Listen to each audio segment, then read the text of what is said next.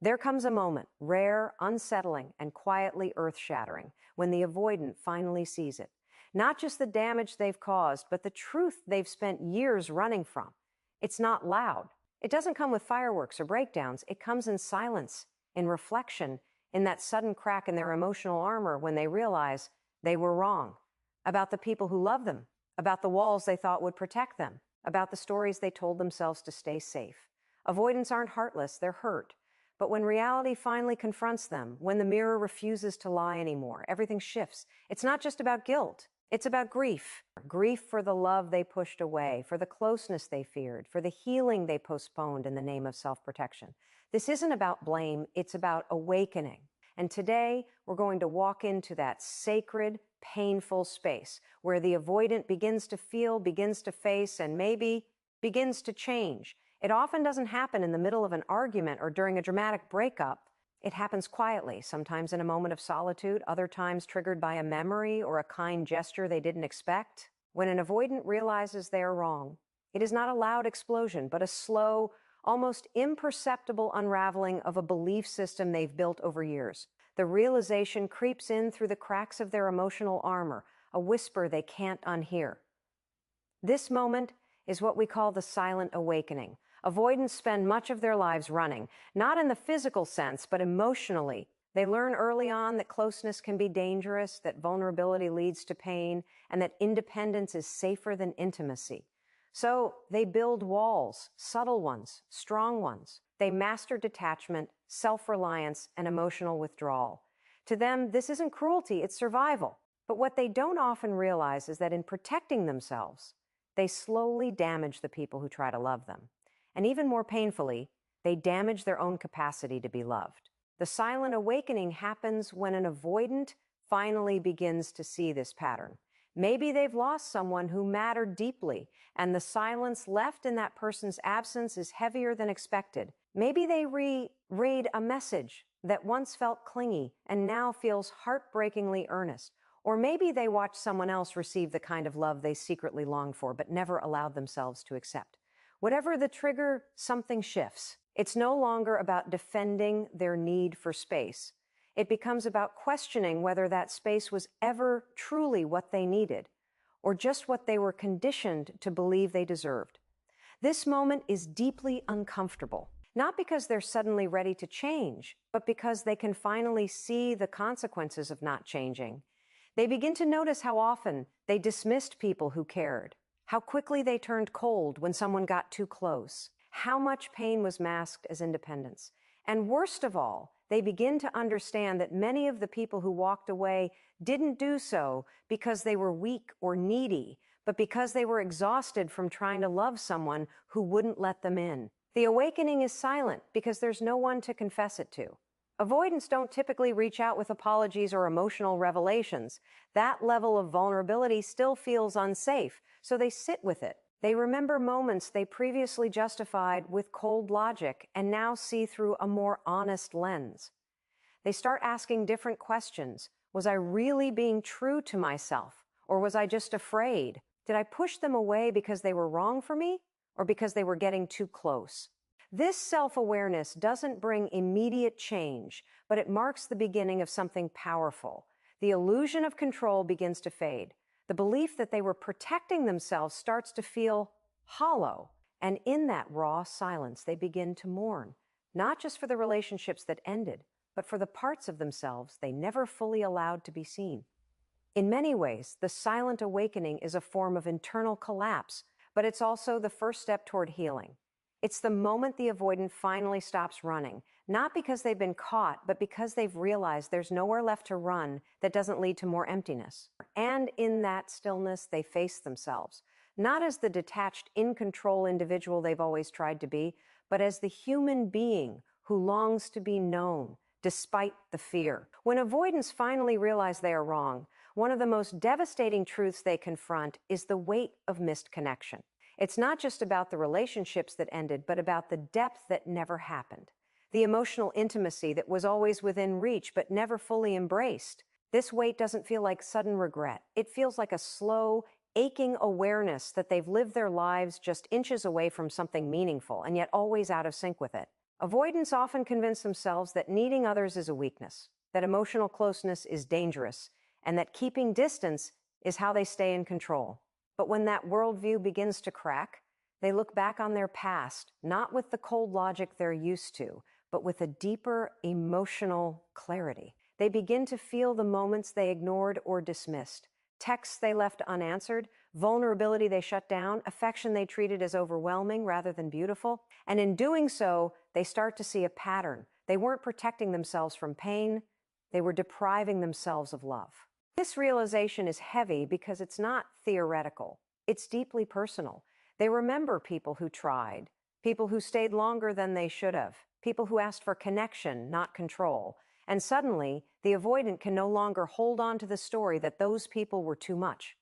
Instead, they see that it was their own inability to receive love, to trust that they were safe in someone else's care, that drove those people away. And that hits with a weight no one else can fully see, because it all happens internally. The misconnection isn't just about what was lost, it's about what was never even allowed to grow. There were times when someone was right in front of them, offering loyalty, understanding, and presence, and the avoidant, out of fear, chose silence, or distraction, or distance disguised as self-sufficiency. And now, with clearer eyes, they realize that some of those relationships could have been extraordinary if only they had shown up differently. That's a kind of pain that doesn't scream, it lingers. What makes it even harder is the realization that some of the people they pushed away weren't just passing through. They were rare, genuine, patient, the kind of people who don't come around often. And the avoidant, in their emotional retreat, let them go without fully understanding what they were letting go of.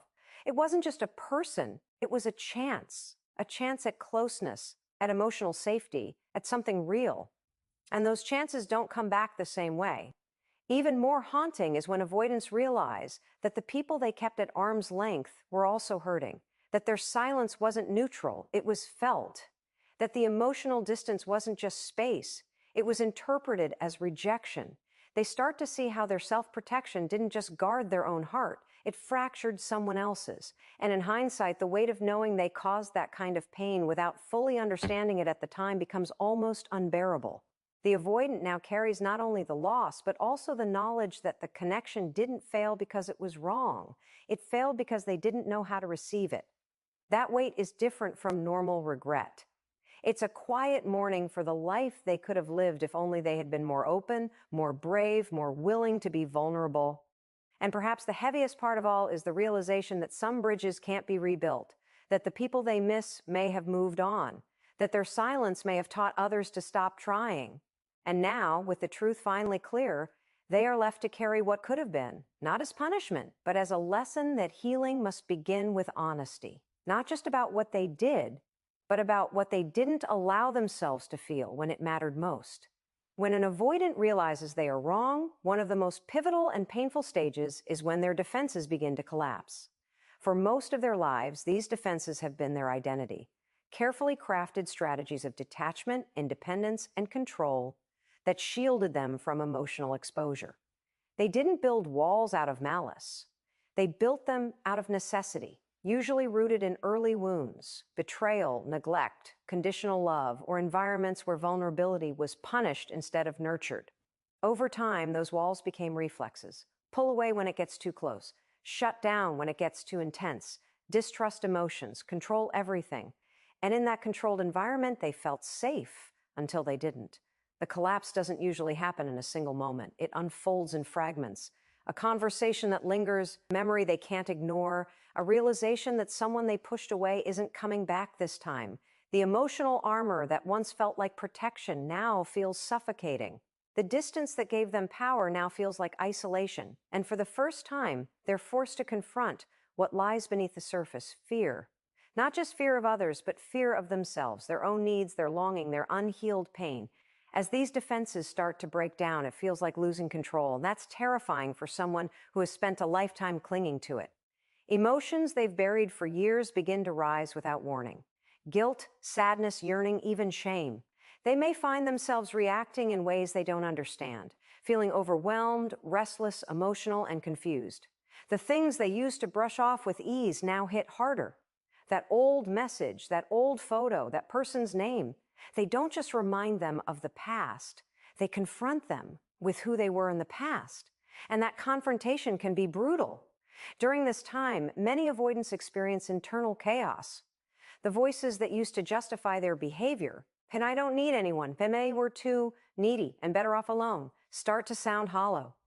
It's louder now. They didn't push people away because they were unworthy of love. They pushed them away because they didn't believe love could be safe. That belief begins to feel like a prison, a cage built not by others, but by their own hands. They may even attempt to rebuild those walls out of panic, trying to regain some sense of control. But the collapse has already begun, and something inside them knows they can't go back to who they were. The old strategies no longer work. The people who once tolerated the distance have grown tired.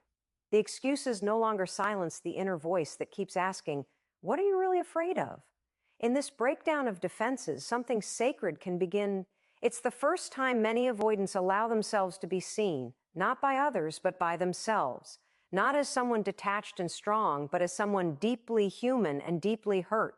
And from that place, real growth can happen. Not forced, not rushed, but honest.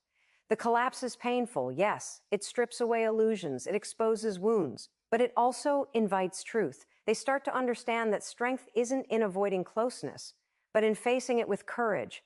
That vulnerability isn't a threat, it's a bridge. And while the journey ahead may still be messy and uncertain, the collapse of defenses is the beginning of something that's been missing all along: connection. Not just with others, but with their own heart, the part they've hidden, ignored, and protected for far too long. When avoidants finally begin to see clearly, when their defenses crack and the weight of misconnection settles in, what follows is not just regret, it is grief. Deep, quiet, and often overwhelming grief over what was lost, not just in relationships, but within themselves. This grief is unique because it doesn't stem from something they never had. It stems from something they now realize they could have had, if only they had been willing or able to receive it. This is the grief of realizing love was present, but unrecognized. That care was offered, but deflected. That someone once stood in front of them, open-hearted and vulnerable, and they turned away, not out of cruelty, but out of fear. Now, with new awareness, they begin to mourn the things they never allowed themselves to feel or experience. They remember smiles they didn't return, affection they minimized, moments of closeness they resisted. And every one of those memories carries the sting of missed opportunity, not because the other person wasn't enough, but because they themselves weren't ready. What makes this grief so intense is the understanding that the loss wasn't always necessary. The people they pushed away weren't enemies. Often they were allies, patient, loving individuals who simply wanted to be close. And now, in hindsight, the avoidant can see the emotional gaps they left behind. They see how their absence, even in the middle of a relationship, created wounds in others. And they finally allow themselves to feel the consequences, not only of what they lost, but of what they caused. There's also grief for their own inner child, the part of them that learned long ago that closeness was dangerous. As they begin to unravel their patterns, many avoidants realize that they didn't become distant because they didn't want love. They became distant because they learned early on that love was conditional, unpredictable, or painful. So now they grieve the years spent locked inside a self-imposed cage. They grieve the version of themselves that had to grow up too fast, shut down too early, and miss out on tenderness because it never felt safe. This grief can be incredibly isolating. Avoidants often don't know how to express these feelings because they're still learning how to feel them. They may carry sorrow in silence, not knowing how to reach out, unsure of what they would even say if they did. The people they most want to apologize to may no longer be reachable. The damage may feel permanent. And so the grief becomes a quiet companion, something they carry privately, long after others have moved on. But within this grief, there is also clarity. Avoidants begin to recognize that their patterns didn't protect them from pain, they simply delayed it. And now, all that avoided emotion comes rushing in at once. They sit with the realization that it wasn't the world that made them lonely, it was their inability to let the world in. That's a hard truth to face. But it's also the beginning of transformation. This mourning period is necessary. It breaks the illusion that they can live untouched by emotion, that they can bypass connection and still be whole. It humbles them, it softens them, and it teaches them slowly how to feel again. Not just the joy they've been avoiding, but the sorrow too. Because only when they grieve fully, when they allow themselves to feel the full cost of their emotional distance, can they begin to heal. And in time, this grief can become sacred. Not a punishment, but a lesson. Not a weight to carry forever, but a doorway into something more honest, more human, and more alive. After the silence, the regret, the collapse, and the grief, what comes next for the avoidant is not resolution, but a possibility, a turning point. It doesn't look like a grand gesture or a dramatic transformation. It often begins in the smallest of shifts, a different thought, a deeper breath, a willingness to feel what once felt unbearable. The turning point toward healing is not a straight path. It's a slow, uncertain emergence from emotional exile, a decision, whether conscious or not, to stop running. By the time the avoidant reaches this stage, they've already begun to see the damage their defenses caused, not just to others, but to themselves. They've faced the painful realization that independence without connection is just another form of isolation. And with that recognition comes a hunger, not for control, not for perfection, but for something real, for connection that isn't filtered through fear, for intimacy that isn't weaponized as a threat, for love that feels both terrifying and worth it. The turning point begins when they decide they can't go on living the same way. They may not know what healing looks like, but they begin to understand what it doesn't look like. Shutting down, pulling away, pretending they don't care. Those strategies may still tug at them like muscle memory, but now there's awareness. Now there's choice.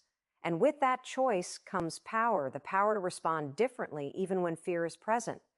Healing for the avoidant doesn't mean suddenly becoming emotionally fluent or fearless.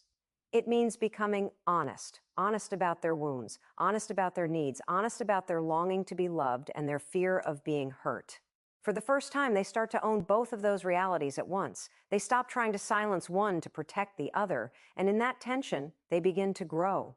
At this stage, small acts become meaningful, reaching out when they would usually retreat, sitting in discomfort instead of numbing it, saying in writing, "miss you," instead of hiding behind indifference. These moments may not look like much from the outside, but inside they are battles, hard-won victories over old reflexes. The avoidant begins to see that healing is less about rewriting the past and more about showing up differently in the present. There's also an emerging compassion for others, but especially for themselves. They start to see their avoidance not as a flaw, but as a survival strategy that once served a purpose. This shift matters. It allows them to hold their past with tenderness, not shame. It creates room to forgive themselves for what they didn't know and to believe that change, while slow, is possible. Often, this turning point is marked by a new kind of courage, the courage to stay. Stay in the moment, stay in the relationship, stay in their own vulnerability even when every part of them wants to pull away. That courage doesn't erase fear, but it allows love to exist alongside it. And that, for the avoidant, is revolutionary. The turning point toward healing is not the end of the story. It's the beginning of a new one built not on control, but on trust, not on perfection, but on presence. It's the quiet decision to keep showing up, even when it's uncomfortable, to keep choosing connection, even when it feels risky, to keep believing little by little that they are capable of being seen, known, and loved, not in spite of their wounds, but through them. And in that choice, day by day, healing begins. So what happens when avoidants realize they are wrong? Not instantly and not loudly, but deeply. It begins with an unsettling awareness, a quiet unraveling of long-held defenses. It continues through the weight of missed connections, the sting of opportunities lost, the grief of what could have been. They come face to face with their own patterns, not as strategies to be proud of, but as barriers that kept them isolated in a world that was always trying to love them. And in that reckoning, they begin to change, not because someone forced them to, but because their heart finally becomes heavy enough to listen. This isn't a speech about blaming the avoidant. It's a message about awakening. Because behind every wall they built was a longing they didn't know how to hold. Behind every withdrawal was a fear too loud to speak. And when they finally stop running, when they allow truth to sink in, when the silence becomes too much, they don't just mourn what they've lost. They begin to reach for something new. Healing won't be instant. Trust won't come easy. But if they're willing to keep walking through the discomfort, to keep choosing presence over protection, something powerful happens. They begin to discover that the love they spent their lives avoiding was never the threat. It was the answer. And in that truth, for the first time, they don't just survive. They begin to live.